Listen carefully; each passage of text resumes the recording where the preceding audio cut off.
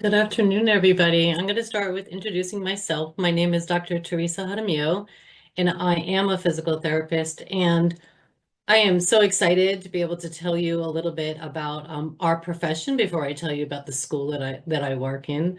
A little bit about me. I've been a licensed physical therapist for 37 years, so you can tell why I'm very passionate about it. It's something that I thoroughly enjoy. I've worked in many different physical therapy clinics with different people, different ages, different diagnoses. So I've had a lot of variety, and that's one of my favorite parts about this profession is that you don't have to do just one thing and you can change your mind and do something else later on in terms of our profession or our license will cover you for that. And I've been teaching at the UCSF SFSU program for about a little bit over 20 years. So again, showing my passion and how strongly I feel about the program that I'm in educating future PTs. So we'll start with telling you, in case you don't really know what physical therapists do, I'll have Mike advance the slides and then one more. And you see a bunch of words right here, and you see a fun activity going on in this picture. Really like the crux of what physical therapists do is they help people move better, right? And somebody might need some assistance because of an injury they may have, or an illness they may have, or something that a disease, and it could be a long-term disease or a short-term disease. So we help people move more because movement, right? Movement is the key part of our life, and we want to move more so we can have fun. And when I say movement, I don't just mean high-level athletes or running or dancing. I mean getting up out of the chair to go to the dining room and go to the restroom, to all different levels of moving. Next slide, Mike. So we use this term a lot. We are movement experts. You heard me say movement probably a few times already. So we're helping the people move more. We learn a lot about how people move, what's typical movement and what isn't. And so we are actually treating movement dysfunction. So we consider ourselves experts in that. We're licensed. When people graduate from the program, they have to sit for a licensing exam in whatever state they're going to practice in. So we are licensed, and the degrees that you get for a physical therapist is a doctor of physical therapy degree. That's the degree that you would get. We're experts in anatomy and physiology. You have to know what's underneath the body to help treat the body, right? And we use things such as obviously exercise, but we use different treatments people may be familiar with, maybe hot packs or cold packs or some type of electrical stim, exercise machines, virtual reality, all those type of things are physical therapists utilize to help people move better and be able to function in what they want to do in their life. Next slide. Where do they work? I already said that I worked in a whole bunch of different places over my career. So you might meet a physical therapist on a sports field. You might meet a physical therapist in a hospital. You might meet a physical therapist in a skilled nursing facility. We have physical therapists that are also working in school systems. We have physical therapists that actually don't treat patients, but they do research, so we know how to better treat patients.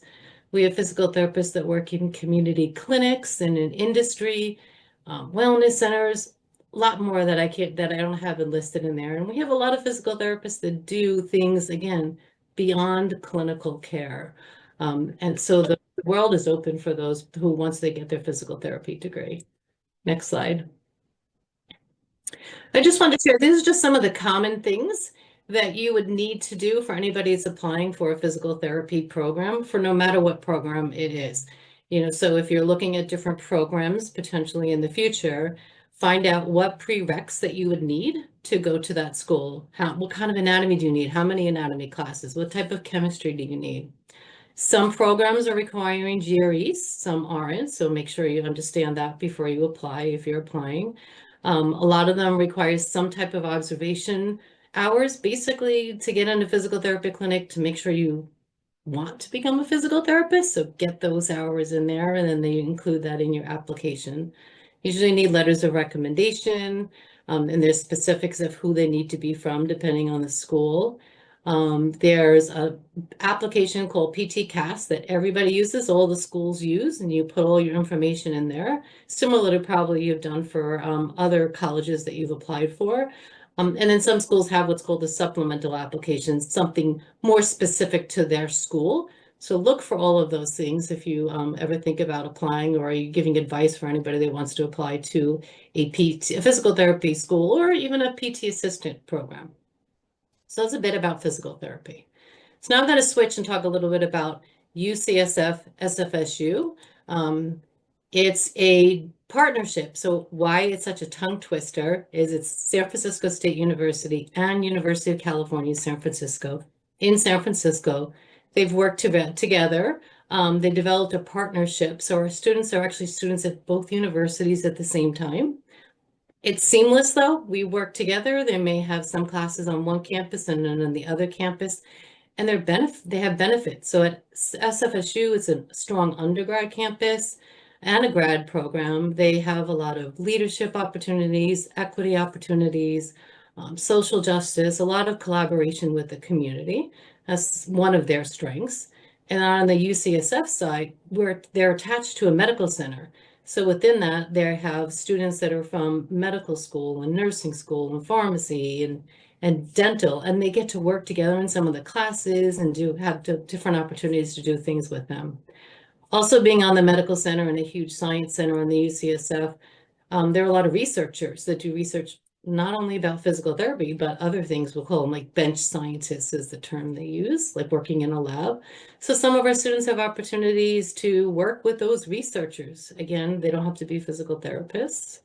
And then we have our hospitals. So a lot of our students will rotate through the different UCSF hospitals for their clinical experiences. So when you put what is available at SFSU and UCSF together, we have a nice package available for all of our students. We have the faculty work at both universities, and we have outside faculty that come in to support our learners with certain specialties. We have a lot of electives too. Electives are in our third year. If someone really wants to delve more into dance or more into research or more into pediatrics, for example, the students have an opportunity to do that also. And it's really designed on the student need.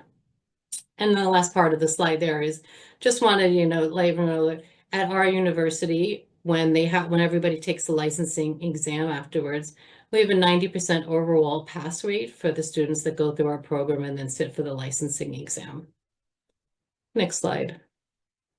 So what does our curriculum look like? So it's 36 months. So it's a 3-year program. And in our program, and again, it's after you have your bachelor's degree. In our program, in the first year, which is more the tannish color, we do a lot of the foundational science type of things. Like you take anatomy again, take pathophysiology again. And we also spend a lot of time on basic clinical skills, like an orthopedic type of thing, or acute care, which is more of the hospital. So they spend time doing that. And then our students go in their second year, they do more intermediate skills. So that's where they're looking at learning about patients who maybe have a neurological health condition. They're talking about research a little bit more. And then in the third year, they're talking more about special populations. We'll say maybe pediatrics or geriatrics or pelvic health, for example. So that's a general bucket of how our program works. Spread throughout it, you see on the bottom line, we have clinical education. So our students are going in the clinics here and there, and I'll give you more specifics in a moment. And we're always talking about professional, I don't know, issues, but how to demonstrate yourself professionally and how to get involved in the profession. And that's thread throughout everything. And then our responsibility, our social responsibility to be involved with our communities and understand the importance of that and understanding cultural diversity. So that's thread throughout. That's a general 3-year program. Next slide. And this is more about the clinical education. So when you're there, you're not just in the classroom, you're going into the hospitals, you're going into the outpatient centers to practice what you learned in the classroom under the supervision of a licensed PT. So in our first year, students start in the summer. In the summer, later in the summer, you're actually in the clinic, in the hospital already. Our learners are spending a little time in that summer and in the fall. Just, 4 days, spending some time and practicing things. And then in the beginning of the second year, they're out for 10 weeks somewhere else, full time. Come back for a little while, and they're out for 12 weeks again, full time. Come back for some more classes, and then at the end, they do 12 weeks full time. So a total of 34 weeks that our students are actually in full-time clinical experiences during their 36 months with us. Next slide. And just a peek, it's always nice to kind of see what some of our spaces look like.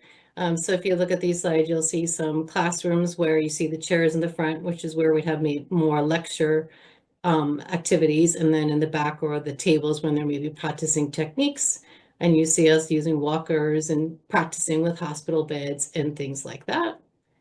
And then we also have, and those are the SFSU, and then we have our spaces at UCSF. And these are some examples of our students in action. The top left slide is our anatomy cadaver lab. And the bottom right is one of our clinical labs at UCSF.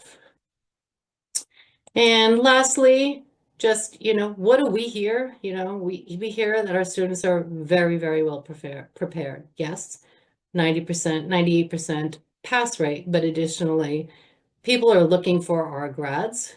They're looking for them to come and work for them later on. Our students are known for their professional and interprofessional skills.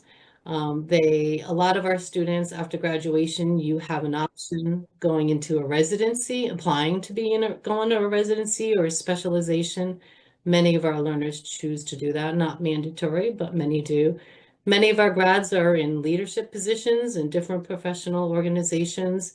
Our grads do really, really well, and we're proud of that. And again, we're graduating them as generalists, not specialists, and then they can do more after that if they choose to do that. So that's a bit about us. I'm going to turn it over to Mike, and he's going to talk a little bit about specifically applying to our program.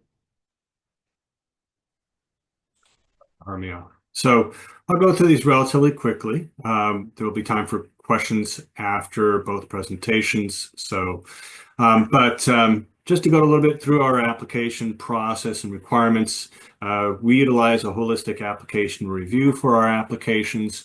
We're looking at the entire applicant, both the academic side, which you'll see on the left side of the screen, and non-academic side over on the right-hand side. So it's really trying to get as much information about the applicant in and outside of the class experience to be able to make an evaluation and admissions decision. Okay, you'll see down at the bottom left, the GRE is not required. So I know Dr. Jaramillo mentioned that some schools require it, some do not.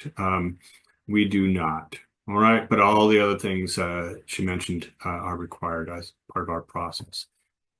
This is a list of our prerequisite courses. You can find those on our website as well. But essentially, you're looking at 2 semesters of chemistry, biology, and physics, all with labs, as well as a semester each of anatomy and physiology, and with lab as well, and then abnormal and intro to stats. In some cases, you might have a year-long anatomy and physiology course, and that's fine as well. Okay, so just bear that in mind, depending upon where you're taking your courses.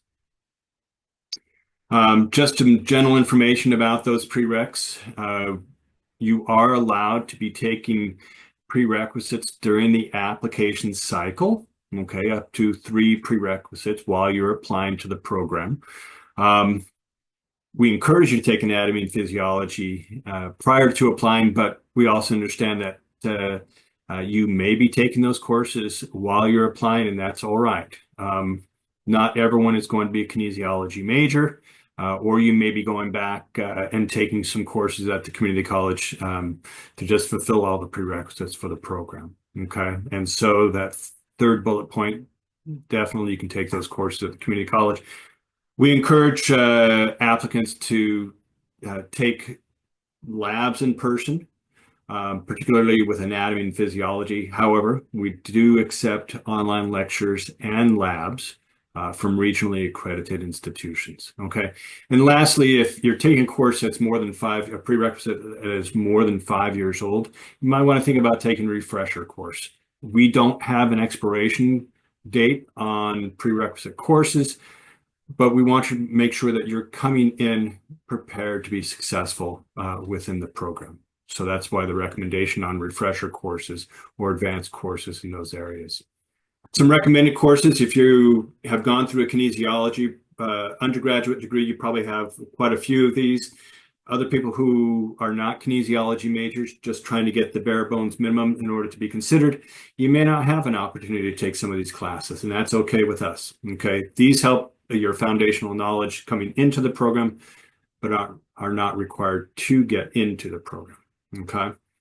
Dr. Jaramillo mentioned observation hours working in a clinic. We require at least 50 hours of paid or volunteer observation, all right, under the supervision of a licensed physical therapist. And then 3 letters of recommendation, at least one from a licensed physical therapist. That makes sense to have the one who you're shadowing be potentially that person, that licensed physical therapist who provides a recommendation as well, but at least one from a licensed physical therapist. And then our final screen here, and I think at that point I'll turn it over to Chapman University. Just some dates in terms of the upcoming cycle. Applications will open up on June 16th. And we do have a supplemental application as well. So once you complete the national application, then we give you access to the supplemental application to complete. And our deadline is October 1st if you're applying for summer 2026. Okay. Just bear in mind, as with any deadline, you don't want to wait until the deadline, if you can help it, to submit those applications. Every year, I'll get an email the day after the deadline. Usually it's about 5 minutes after the application closes, saying, I didn't make the deadline. Can you open it up for me again? We don't like getting those emails. And I'm sure Chapman University doesn't like getting those emails either. So try and make it a point to submit the application at the latest a day or two before the deadline, but preferably a week or two to make sure there's no issues with the application. Okay. We don't receive it right away. The national application system takes a look, checks it all out, makes sure everything is good.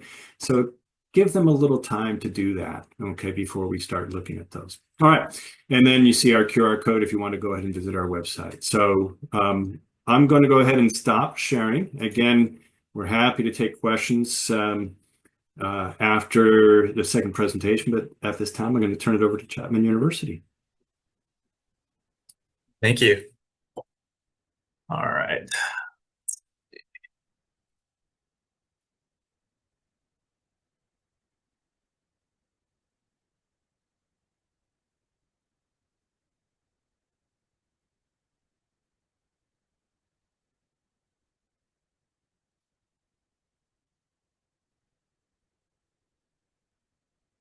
All right.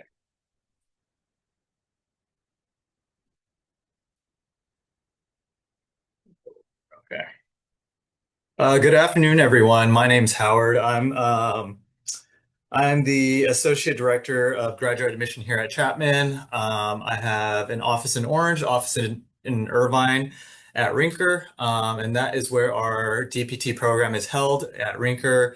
We are just a little over 4 miles away from IVC. So if you guys ever want to come down, check it out, feel free. You guys can come on down, contact me, and we can set up a tour, and you guys can walk around and we can take you around. A little bit about Chapman. Our program's been one of the longest accredited programs since 1928. We focus on a small cohort of 40, and that means we usually student to faculty ratio is about 1 to 12, so it's pretty intimate. You're going to be friends with your faculty members and your professors, and yeah, you guys will get really close. Let's see. Kind of going along with the application information, our application is open from June to November 3rd this year. We are a full-time 36-month program, so 3 years. We run on a trimester system. You get about a week, 2-week break in between each trimester, and then we get right back into it. And then we do have a summer and a fall entry, and we take about 40 for each cohort. Today, we actually had our summer DPT orientation with 40 students. So if you guys are looking at the summertime, like this year, we're starting May 5th. Orientation is usually about 2 weeks before start date. Okay. Our program is fully in person, nothing virtual, nothing online, nothing hybrid. It's all in person, all on campus. Okay. And then we have tons of experienced faculty who will work with you. And yeah, let's see. Kind of go along with the prerequisites. Minimum is a 3.0 GPA. Our observations pretty basic at 40 minimum. And then our prerequisites are listed right here. If you do visit our website, it has more detailed information about the little things that we're looking for. So I know some questions are coming through, like, can you take it at community college? Yes, of course you can. What's the other one? I think like you guys might have questions about like if you can retake courses. We allow one retake for any of the prerequisites. And then at this time, we are only taking online courses, accepting online courses for non-science courses. So if there's any of science prerequisite that you're listing on there, it has to be in person. The lab has to be in person. And that's what we're looking for.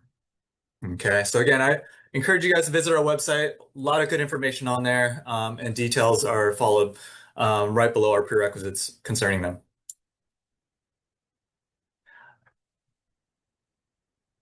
And just some advice from Chapman is that professionalism is key. And I say this because there's going to be a two-part review in your application. Number one is we're just going to look at your application and the information that you give us. The second part is we do conduct interviews, and this is where you'll get a chance to meet faculty, but it's a good chance for faculty to also get to meet you. And so that's why professionalism is key. So we highly advise to seek out a mentor now if you're working in a clinic already. And then truly understand yourself so that you can prepare for your interview. Learn about your own skill sets, what your strengths are, what your weaknesses, and how to speak to them as well. And then really ask yourself what makes someone a good provider. So it's not always, again, not always about the academics, but we really do look at you as an individual and how good of a provider you can be once you do finish the program.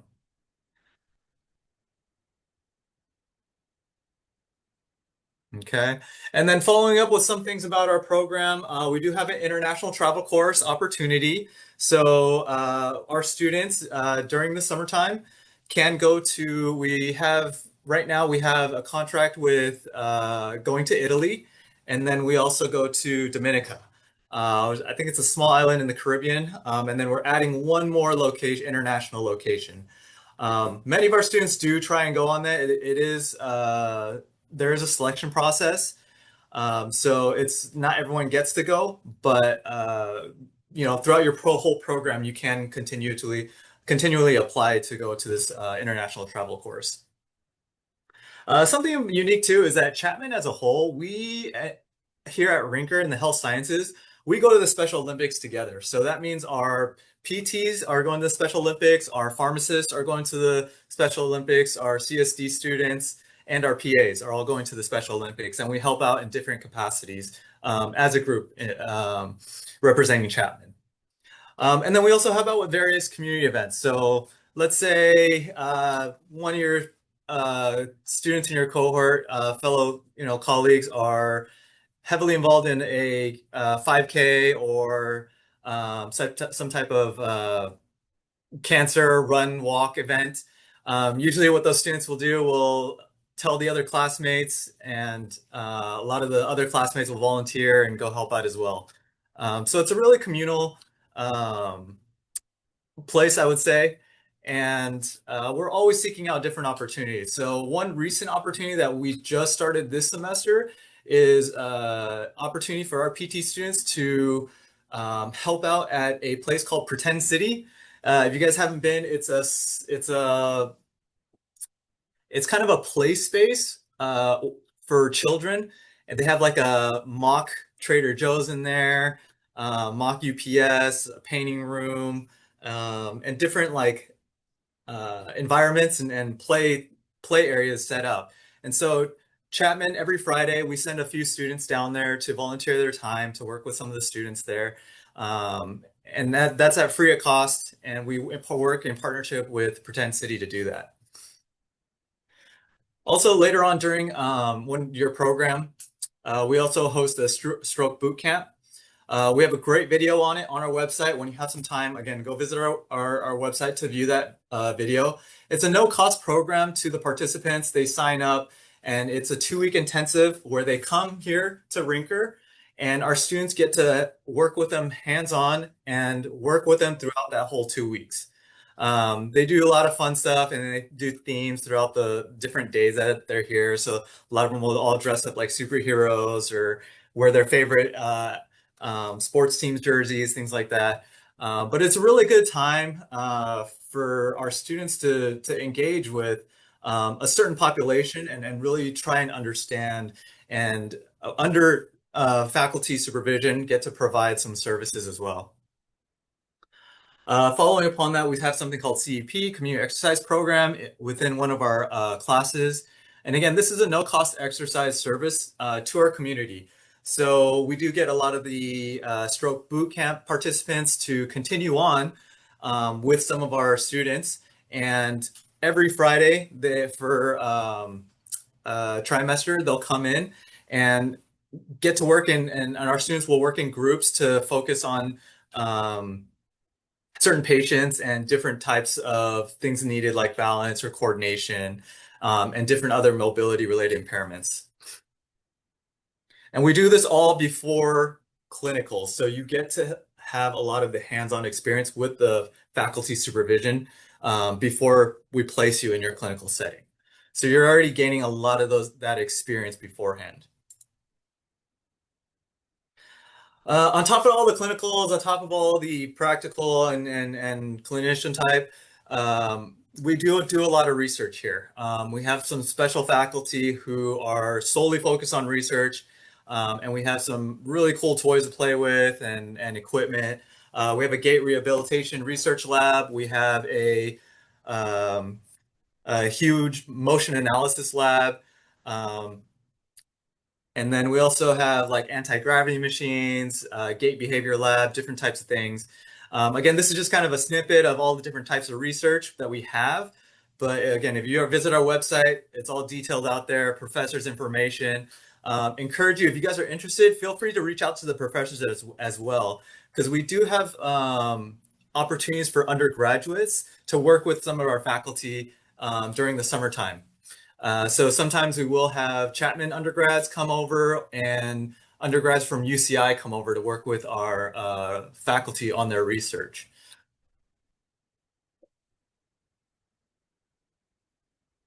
Okay. And just breezing through it, I want to hear your guys' questions. This QR code is just a landing page to our virtual info sessions and campus tours. If none of those times work for you, feel free to email me as well. We can set up a time. I can take you around personally to check out Rinker. So yeah, let's go to the FAQs.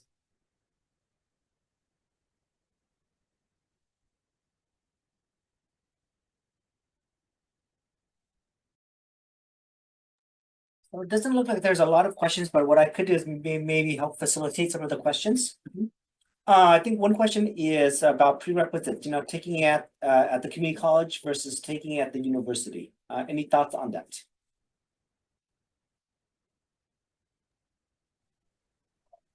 On behalf of our program, whether you take it at a community college or a four-year university doesn't matter. So we count those courses the same. And I think it's important, for us, just because there's students who come from all different backgrounds. Not everyone is taking all the prerequisites during their four-year institution experience, right? So they may have taken courses prior to coming to a four-year after they receive their degree, they may have a master's degree in some other area and still trying to take those courses. So either community college or four-year, that's perfectly fine for us. Actually, I assume that's probably pretty much same with the PT programs and actually a lot of the other health professions. Another question, or actually, I kind of partially answered this one for a student already, or it could be a participant, could be a counselor. But what would you say is the average starting salary for a PT in California, if you might know that information? Did I know that optometrists and some of the other areas, we're looking at maybe 110 to 120-ish? Yeah, I looked it up too when just to get some numbers, and I saw similar to you. I saw the average salary in California, so this is not new grad, is 114, but I've heard a lot higher numbers from some of our people. The average new grad is 95, 96 that they're starting when they're going out. And it certainly will differ if you're going to maybe a hospital-based system versus if you're going into a private practice system. So it depends on the practice you want to go in. And another thing I want to emphasize that you put in the chat too was the expectation of the need for physical therapists looking forward with all the baby boomers and the increase in population is significantly going up. So all of the grads, they're all getting jobs and they will continue to get jobs because there is an absolute need in the United States, not just in California. We also have students who might be considering, various options, PT versus PA and so forth. What would be your recommendation or advice as students are exploring their various options?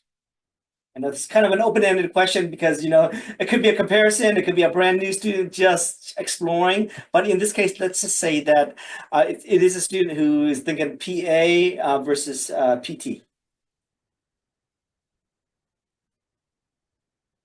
I can talk to the PA side a little bit. PA programs are very competitive right now. There's not as many PA programs around as PT. So on average, it's taking students anywhere from 2 to 4 years to apply to a PA program. So just expect that it potentially could be longer. And that just means with the competition, GPA requirements are going to be higher on average. The competition, I think people are coming in at like 3.7, 3.8 versus PT, which might be a little bit lower, anywhere from a 3.0 to a 3, anywhere from 3.0 to 4.0. And then, for PA, faculty and programs are going to want to see commitment. So they don't want to see you teetering between PT, PA, because a lot of the PA requirements have a high direct patient contact hour requirement, which means they want to see you working. I mean, minimum is 1,000, but I'm telling you right now, on average, most students are coming in with 5,000 hours of direct patient contact experience. And so that just shows your commitment within PA. Not to say you couldn't work as a PTA and count it towards your PA, but PA is looking for a lot of experience and for different types of experience settings as well. So they want to see 2 to 3 at least, high number of hours. And then again, like the requirements are just, I would say it's like elevated. So they're looking for a GRE score still. They're looking deeper into your science prerequisites. And then, their interview process, they want to make sure you're committed to PA and not teetering again. So, and that's kind of the main thing I'm seeing from faculty right now. There's a question here, actually 2 questions very similar to each other regarding majors. 2, is there a recommended major? And if not, for the students who do apply for your various PT programs, do you see, do a lot of students congregate between bio, kinesiology, or is it kind of all over the board? Maybe Mike or Teresa, you want to take this first? I certainly can start and then people can chime in. So there isn't a preferred. We're looking at least our program is, do you have the required prereqs? And you can get those required prereqs if you're taking a major in computer science and you also take anatomy, for example, or if you're taking it in kinesiology. There certainly are more percentage of people that are doing maybe a degree in a science, and that may be including kinesiology, but it's definitely not mandatory. We have a lot of people that it's their second career, where they've had a career and their major is in something else, not even related to the health field, and then they do their prereqs because they're changing, and then they come in. So it's not about the degree, it's really about, do you have the prereqs? How recent are those prereqs to prepare you to be in a physical therapy program, whichever one that is. Then to follow up with that, do you have a recency requirement for your math and science types of classes? Do you have to be done within like 5 or 7 years? And if it's, kind of old, they have to redo that? Not math, right? But some science classes. Mike, I'll let you talk about our program. How we're talking about Chapman. So we don't have an expiration date on prerequisites or other courses. That being said, if you took anatomy 20 years ago and haven't done anything with that and don't plan on it, you're not going to be successful in the program, right? If you've taken anatomy and worked as a PT aide, but you took anatomy 10 years ago, but you continue to use those skills, then that's, then you have a good chance of still being successful in the program. So it depends upon what you've done since you've taken the courses, and how long ago that was, right? We recommend more than 5 years old, take a refresher course in whatever skill it is. But if your foundational knowledge is still fresh in your mind on those courses, then it's up to you whether you do that, and how that impacts your success rate in the program depends on that. So I don't know what Howard has to say about that. Yeah, and our faculty are looking for is capping it at that 5-year mark. So we do have that 5-year expiration for specifically science courses. They want to make sure that you are brushed up on your sciences, that it's fresh in your mind still. And kind of like Mike was saying, like honestly, for us at Chapman, anatomy is going to be your first trimester, and it's going to kick your butt. So we want to make sure that you are prepared, and taking the course within the last 5 years is a good refresher and good way to prepare yourself so that you'll be successful in the program. Question that another person had was basically the overall cost of your program, and do you offer any scholarships? So maybe Mike, you want to take this first? Sure, I'll have to take a look at the overall cost, but I think you're probably looking at in the range of just a little over 200,000 or so for the 3 years, right? And there's some variables in there, right? Are you commuting from home? Are you trying to live, where you're not paying rent, right? Are you trying to get a spot to live? What I will tell you is a couple things. One is, for our program, 75% of our students receive some sort of financial help, right? So to help with those costs. And secondly, one of our organizations requires every campus to list a financial fact sheet on their website. And so that financial fact sheet spells out your costs throughout the program, which is important, right? Whether you're in state or out of state, and then your supplies, your tuition, etc. But the other thing it does is, down at the bottom, talks about the amount of debt that students incur while they're in the program. So it's really a combination of looking at those numbers.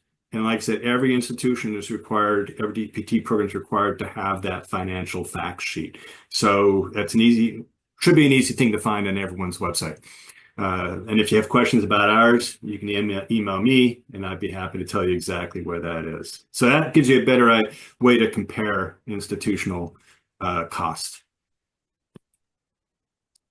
Yeah, and we're at about 170,000 for the whole program. So it's about 18,000, a little over 18,000, close to 19,000 per trimester. I know it sounds like a big price tag, but again, just kind of have to think long term, and In terms of like scholarship and stuff, I know Chapman is merit-based, so we do offer about 5 large scholarships to students, and it's all merit-based. No no separate application needed, and we would just use your initial application, and then again, we're merit-based, so typically higher GPA and prerequisite GPA combined.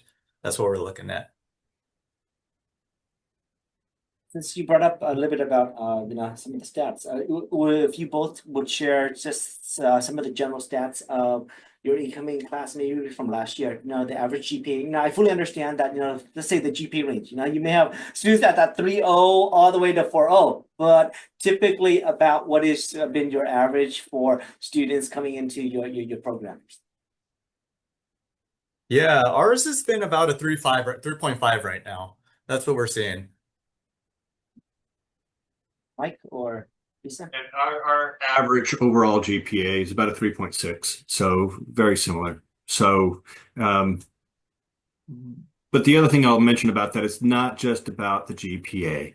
So you can't say, hey, I've got a 3.4, I'm never going to get in, right? So you've got apply to the programs you're interested in, make sure you've met all the prerequisites, let that program evaluate your application for its value. Okay, and not make decisions. It's similar to cost, right? You don't make a decision just based upon the cost of the institution. You want to take into account financial aid and other circumstances, right? Like commuting or not commuting, et cetera. Same thing with admissions, because a lot of institutions try to utilize a holistic review in their evaluation process. It's not just about the GPA. I know plenty of students who are successful in getting admitted into program with below the average, but it's looking at that entire package in the application that we're interested in. Thank you so much, Mike, for bringing up that point. And I think actually we've been very fortunate throughout this whole entire conference. We've had pretty much almost every single session say the exact same thing. It's really about the whole student, in their application. It's not just about the GPA or the numbers. If you're not as strong in those areas, then definitely, your leadership, your volunteer experience, clinical experience, make sure that you're stronger in other areas. So there are definitely ways in order to maximize your chances and opportunities. Let me see if there's any other questions here. And it looks like we're actually doing pretty good on time. So it's 3:17. Let me see here. Oh, here's the good question. Repeating of prerequisites. Let's say a student gets a C in some of their science courses. Would you recommend for them to repeat those courses to make themselves more competitive? And then would you average out the GPA, or would you take the higher of the two?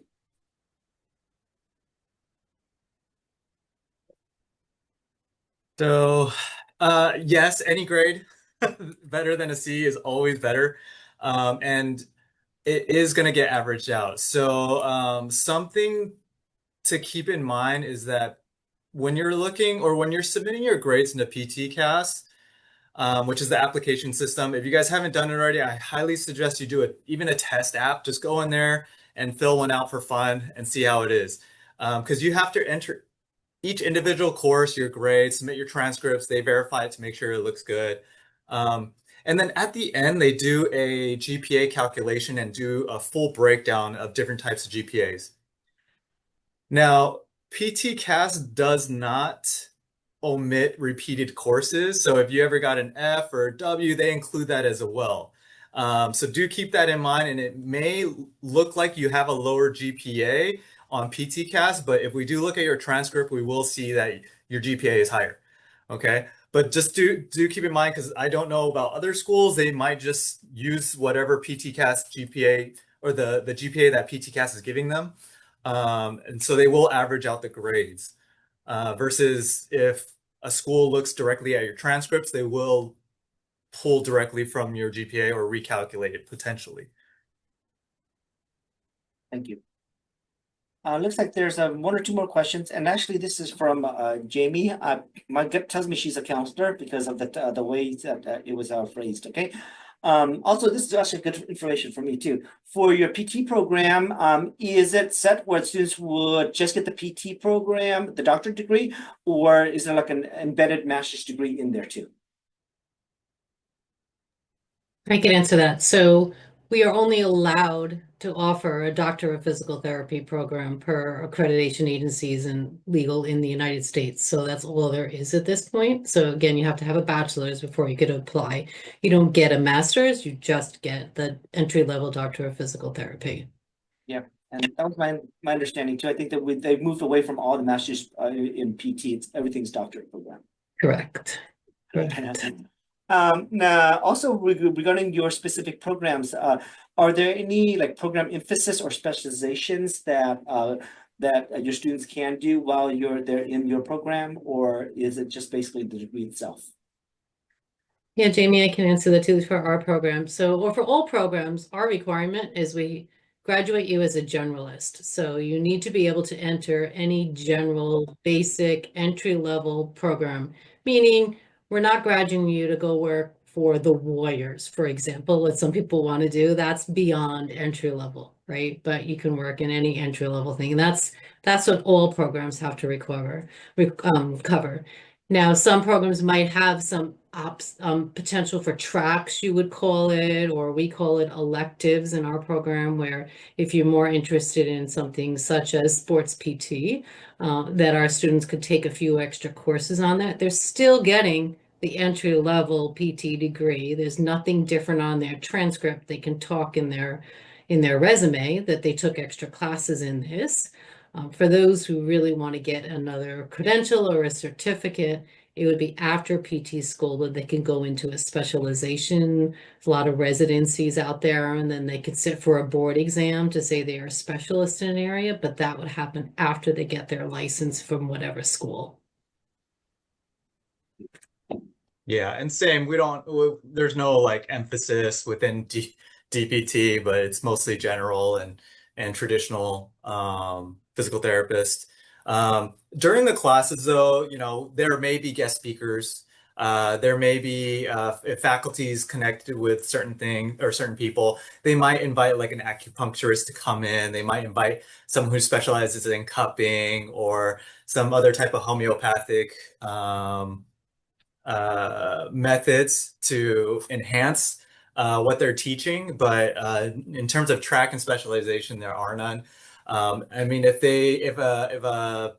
once you graduate, you should be able to work in pediatrics. You should be able to work in gerontology, in all types of fields.